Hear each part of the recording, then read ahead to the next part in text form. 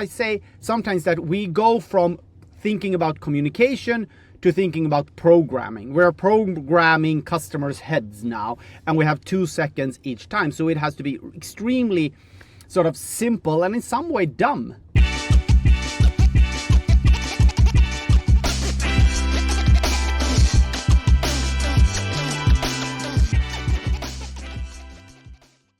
All right, so welcome to Avidly Talks, a mostly marketing, sales, and HubSpot focused podcast.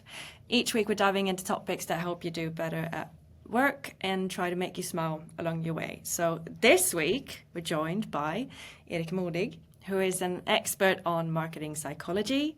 He's a researcher, author, he's written many books, he's a speaker, entrepreneur, and a professor at Stockholm School of Economics. And he has also helped hundreds of companies excel in their business.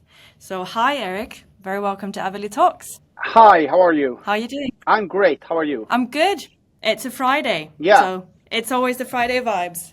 Yes. So we're going to deep dive into attention-grabbing marketing and why that is vital for brands' success. But before we do that, I think we should get the listeners on board with just a basics. Why should marketers even care about making their ads attention-grabbing? Well, I think first of all, it's obvious. If somebody doesn't see your ad, of course, it's impossible for you to get any effect. So that's of course an obvious reason why it's so sort of hyped today. It's because we have new attention data called passive attention data, meaning that we get sort of actual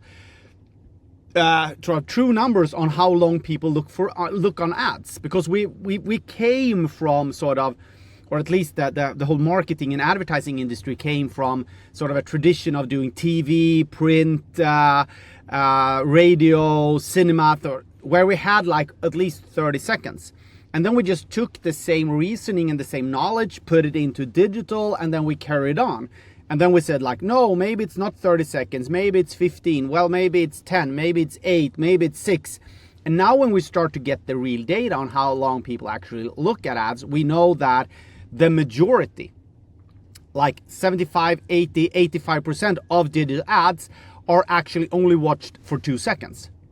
So going back to the attention question is not about do we need attention? Yes, we need attention, but now we get really, really little attention. So we need to adapt to that really short of time that ads actually get. Yeah, no, but what do you think is the main struggle with getting customers' attention for 2 seconds? I think we, companies and brands and marketers tend to want to say something of meaning.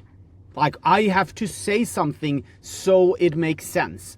So we talk about sort of traditional communication, information processing. People should listen, they should read it, and then they should actually think about it. However, when we only have 2 seconds, that is very unlikely that they will grasp a complicated message or a smart or a funny or a creative message. So we need to make it really, really concise. Meaning that I say sometimes that we go from thinking about communication to thinking about programming. We're programming customers' heads now, and we have 2 seconds each time. So it has to be extremely sort of simple and in some way dumb. And that's a challenge for a lot of brands. They say, we cannot be this dumb in our communication. We cannot do this. Well, sorry, the digital media looks this way. So if you want to be in digital media, it has to be really, really focused and simple. Do you see that brands who don't understand this in the future might break, like they would disappear eventually? Maybe not disappear, but we see that a lot of brands today say like, well, digital advertising becomes so expensive and you cannot build brand in digital advertising. Well, why? You can, it's just like you really need to understand the rules of the game and adapt accordingly. And so that's what they will say. They will not die. They will just say it's too expensive. We cannot build brand. And the problem then is that they try to solve it by targeting being more targeted, finding customers who already are interested, meaning that they are targeting fewer and fewer customers, and then they can keep sort of the advertising numbers looking good, but they will reach fewer customers and they will become a smaller brand, and eventually they are targeting their customers over and over again, and eventually people say like, I don't want to think about this brand because they are targeting me so much, because that's their way of solving the attention problem. Then they need to go back and look at their brand strategy and say, we need to become more simple, more focused, more direct in our message, and then they can reach new target audiences again. Do you think there is a possible hazard of going too niche then? Do you think it's better to go wide? Yeah, definitely. Depending on, of course, how big you are. Of course, if I'm a really small brand, or if I'm a brand in the beginning of my journey, of course I can targeting a niche segment, because I will continue to grow targeting that niche segment. And eventually, of course, if I want to build a niche company, a niche brand, then I can continue doing that, but then growth will actually stop at a certain time. And we can also see that for a lot of brands that are sort of born digital. They are extremely successful targeting niche customers in the start, and they grow and they grow and they grow, but then eventually they hit sort of a limit, meaning that they cannot find any more customers that are sort of already interested, already close to purchase their type of product. And then they need to go wider to add growth. And that is usually a difficult sort of moment, because you will see that the cost of advertising, the cost of marketing, cost of customer acquisition will go up, because you need to reach more customers, and then eventually you need to reach customers that are uninterested to start with. And then, or you need to take them from competitors, which also is more costly. So in that way, it becomes hard and to see that marketing becomes more expensive. And then you say, and it's a little bit counterintuitive. And then people want to solve it by targeting customers even more, even stronger, and that's or even more narrow, and then they get stuck in that sort of that they have great numbers in their advertising, but they do not grow. Well, today there's so much going on in like social media, and our attention span is just shrinking by the minute, it feels like. What do you think makes grabbing our customers' attention more difficult today rather than say 5-10 years ago? Well, I think it's how media was produced. Sort of when they started with commercial TV, they sort of, everybody who went in there sort of like, yeah, you're gonna have advertising for 10 minutes. That's sort of quite a lot of time, and they will be around 30 seconds at least, or 1 minute or 2 minutes, and people got used to that and say like, okay, yeah, so it's normal behavior to watch ads. In the same way we look at magazines. Well, 45% of the content are ads, and that's okay. We expect that. However, when we built digital media, there were not that much advertising there. And also when they started with social media, it wasn't that much advertising there. So people had another expectation going into these channels. And then they learned a certain behavior that, well, it's not a passive media. For example, TV, it's passive, meaning that the media decides what I'm going to watch. And also with print ads, with print, the media decides what's on the pages. And also cinema, radio, and things like that. However, with digital, I can decide what's on my screen, which meant that we learned a completely different behavior, which meant that now I'm only going to watch ads for 2 seconds, or 1 second, or 2 or 3 maybe. And that is, of course, the things that we have done. And of course, if we could like redesign digital media, we could of course try to design it with more ads. Or if we could redesign social media, we could design it with more ads, and maybe some will try. However, it will be hard because people are so used to with their mobile phone and controlling what's on their screen. So we've built this future based on the digital platforms that we are using. Do you see that, you touched upon it a little bit, but do you see that the challenges that big established brands face are very different from small brands, or do they share some similarities? Yeah, so I think that smaller brands have less customers, so that it will become like easier for them to find some customers that are interested in their product. So they can probably have pretty high or pretty low costs for finding interesting customers. So for them, digital advertising will look really, really great.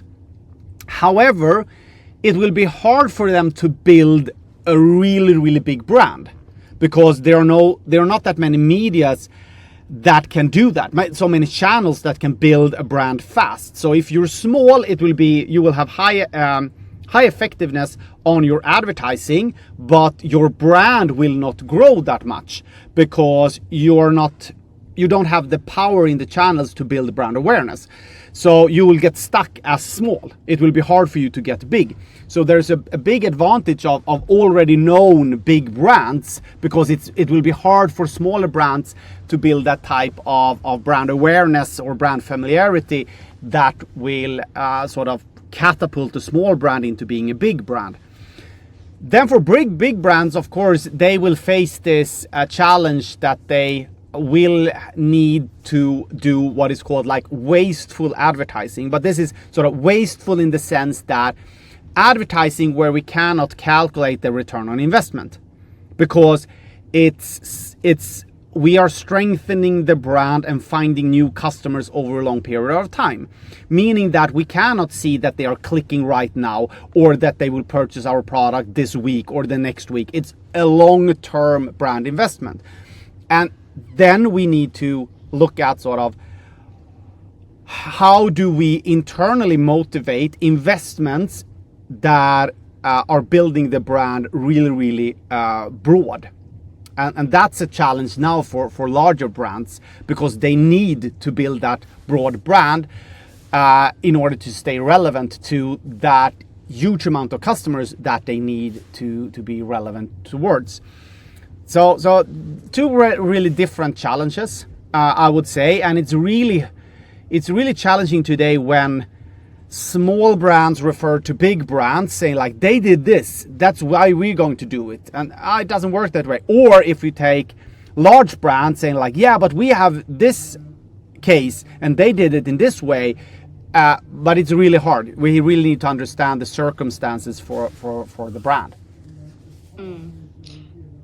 How do you build brand awareness then when you only have 2 seconds to grab your customers? Yeah, that's why we talk a lot about sort of distinctive brands. Sort of a lot of authors talk about that. Jenna Romaniuk is the one who's, I think, most written about this.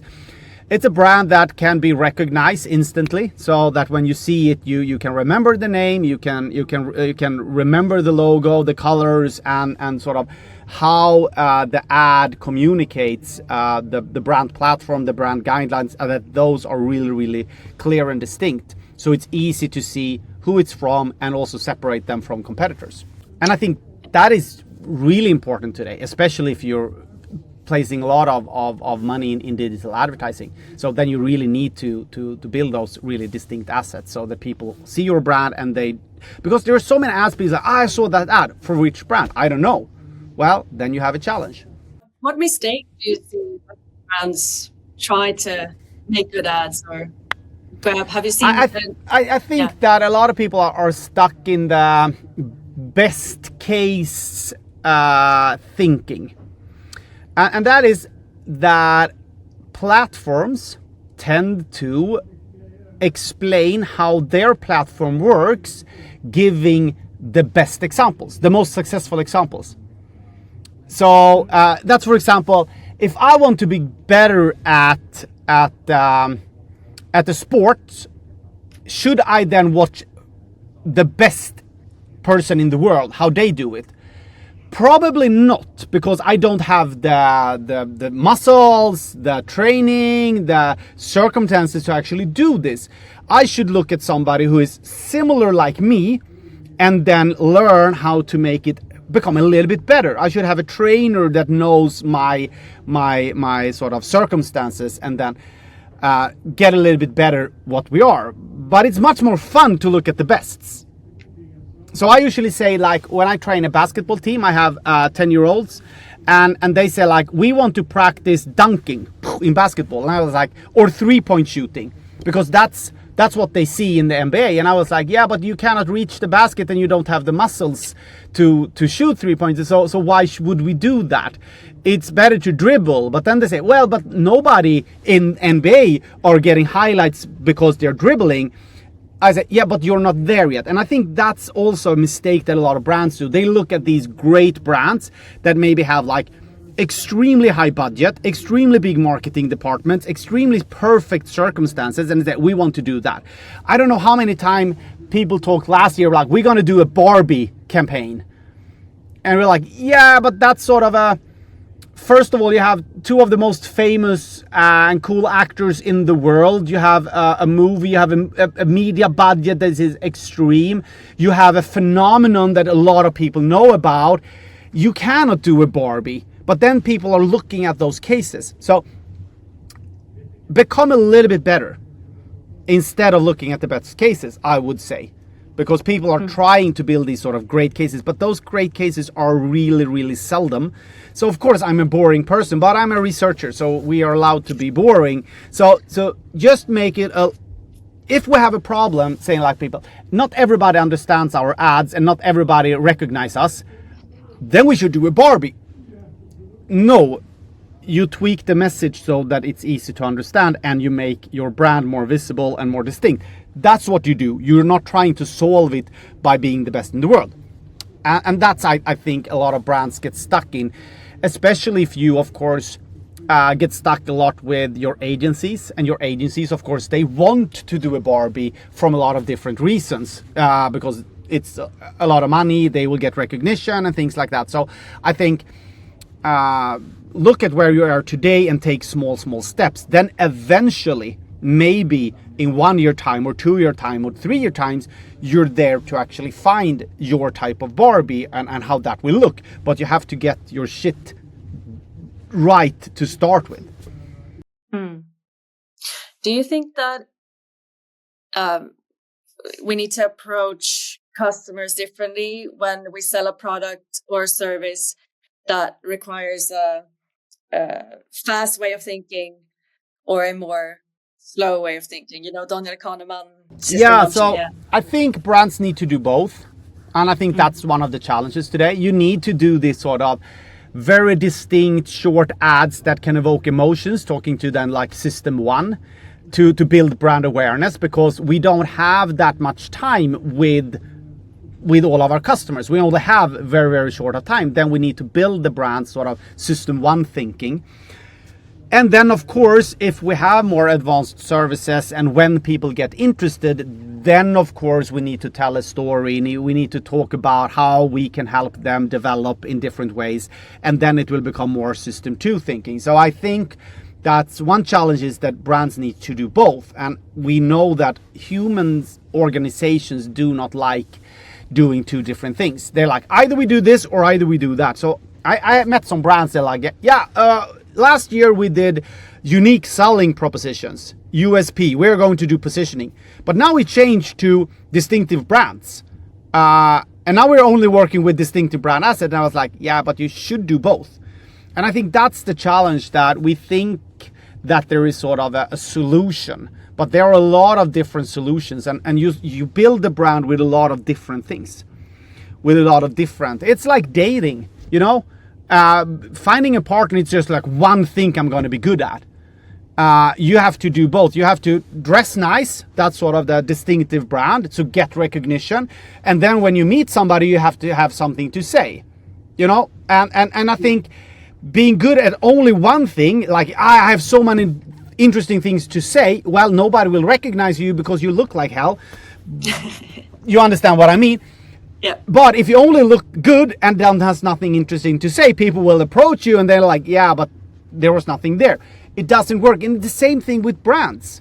You need to find them, look at them, find them interesting, maybe get some sort of emotional response. Then you approach them and then you realize, yeah, they have a story. They actually have features that will help me solve my problems or help me take the next step in my career or in my life or anything like that. So we need to do both. So you are currently writing your 2-second brand book? Yes, so I think that a lot of brands are better at the second part, what they're going to say. That's what we've done. But I think a lot of brands need their help with sort of finding how they can be really distinct. So, and from that perspective, I'm writing a new book, 2-second brand, on how to add that in your brand strategy. Do you want to talk a little bit about your book, 2-second? Well, so it's mainly sort of a guide about what I have learned on how to implement this kind of thinking. First of all, it will start with sort of why is this important? What we talked about, like we only have 2 seconds, etc., etc. But then I also think about sort of I've helped a lot of brands with doing this transition. So then I will talk a little bit about how do you do it? How do you incorporate these different kinds of thinking in your communication? And also how can you actually build the brand when it comes to 2-second ads? Because when it comes to 2-second ads, we have a lot of problems people do. That's why their ads fails. And then we also have some really good guidelines on how to do it. So I present those and try to help people both with how they should update their brand guidelines for 2 seconds communication, but then also how they should look at ad design. Yeah, I can't wait for that good book to come out. Erik also has a book called Bang for the Buck that's available in English. So anyone who's interested in the whole psychology marketing, knowledge should definitely pick that up. So before I let you go, could you give any advice on one thing the listeners can do to better understand their customers' attention span? Yeah, it's going to be really boring, but of course, sort of increase the size of the logo, and if you're unknown, say which category you're in. So if you sell something, a lot of brands that are unknown, they think that people will understand it, but there's so many ads where people don't understand what you're selling. So people write something and they haven't said what it is. Is it home insurance or is it car insurance or is it what is it? There's so many brands that are unknown that doesn't say this is what we sell. So try to use the category what you're selling in that ad. So that's for unknown brands. For well-known brands, they think that everybody knows them, but please also have the logo very clear and then decide on one key message. Because the bigger brands say like, yeah, we have so many different things. We want to say one thing, and then one emotion. Sort of, they have to sort of say like, and that's the hardest part, to say what we're not going to do. Yes, we also going to talk about sustainability and technology and about this, but now we're going to talk about one thing, and that emotion, that message. I think that's the most important part. Just quickly, do you think brands can benefit from, like you mentioned, simplifying ads, dumb it down? Yeah, basically? definitely. And some of the successful ads that we've seen that actually built sort of high observation, high liking. When people are sitting like this, yeah, but this is really dumb, because that's how we evaluate ad. We sit in meeting rooms and look for an ad for an hour, but that's not how people watch these ads. They watch it for 2 seconds. But some of the most effective, they are like 2 to 3 words, an image and a logo. Very, very simple. Take away everything else. Have 2 to 4 words, 2 to 5 then maybe, an image and then the logo. That's are usually the most effective ones. Yeah, that's amazing. It's very interesting. I mean, as a marketer, you obviously have a lot that you want to communicate and say, but it doesn't have to be too complicated. Well, thank you so much for coming on and letting us pick your brain. Thank you so much. As we mentioned, Erik has a new book coming out. Follow me on LinkedIn and you'll be notified. Yeah, and add me on LinkedIn if you have any questions. Just write me there or comment on something. Then we see each other there. Yes, and also quick plug: you do have e-learning. Yes, so since I run around everywhere having different lectures, and I learned from the COVID times that everybody doesn't live in Stockholm. So I meet a lot of people. So I record all the different parts that I do research on and all the different lectures I have, and then collect it on an e-learning platform called Marketing Levels. So there you will have access to a lot of different courses. So if you feel like I want to level up my marketing expertise, I can of course recommend it. But you will see, and we have around 100 micro courses there right now, and some certification diplomas, so you can build your CV and LinkedIn profile a little bit. So a lot of good stuff there. Yeah, and there's definitely an endless world of understanding the whole psychology behind marketing. So it's definitely useful.